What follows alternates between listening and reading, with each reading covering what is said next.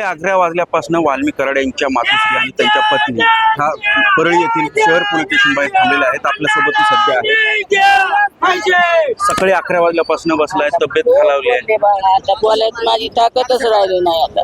आता खूप बोलले, एवढं खूप बोलले. आता मला आता बोलणं शक्यच नाही. त्यांच्या पत्नी देखील या ठिकाणी आहेत.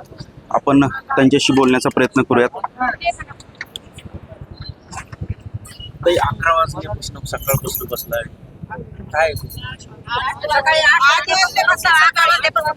जे काही आमच्यावर जे अन्याय झालाय तो अन्याय फक्त मागे घेण्यात यावा.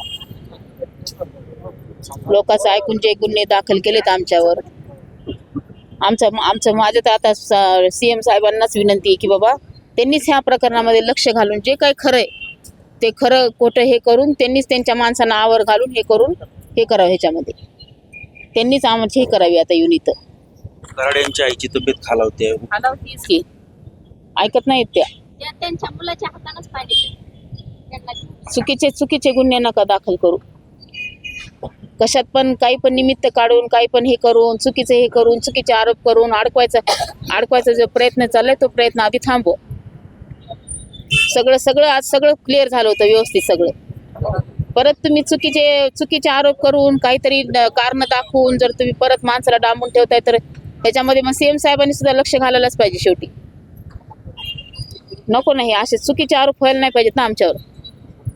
आपण जर बघितलं तर सकाळपासून हे सगळे जे समर्थक आहेत ते परळी पोलीस स्टेशनच्या बाहेर गर्दी केल्याचं हे चित्र दिसतंय.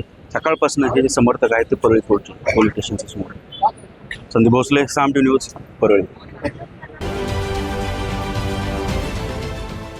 देश विदेशातील प्रत्येक घडामोडींचे लाईव्ह अपडेट मिळवण्यासाठी आता साम टीव्हीच्या सर्व सोशल मीडिया प्लॅटफॉर्मला लाईक, फॉलो आणि सबस्क्राईब करा.